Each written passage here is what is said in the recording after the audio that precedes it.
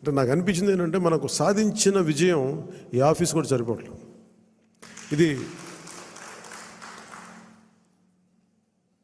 ప్రత్యేకంగా మనం సాధించిన విజయం చాలా గొప్ప విజయం. అది ఇదే మనం దెబ్బతిన్న మన పరాజయం కానీ, మనం తిన్న దెబ్బలు కానీ ఇంకెవరన్నా తగిలిండుంటే కనీసం ఒక పక్షం రోజులు కూడా నడిపేవారా అని అనిపిస్తుంది.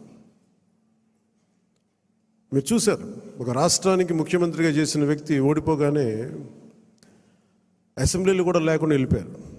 అంటే ఓటమి అంత భయపడుతుంది మనిషిని. అలాంటిది మనకింత జనబలం ఉండి ఒక్క సీటు కూడా గెలుచుకోలేని పరిస్థితుల్లో ఏదో ఒకటి వస్తే ఆ వ్యక్తిని వాళ్ళు తీసుకెళ్ళిపోయి అలాంటి పార్టీ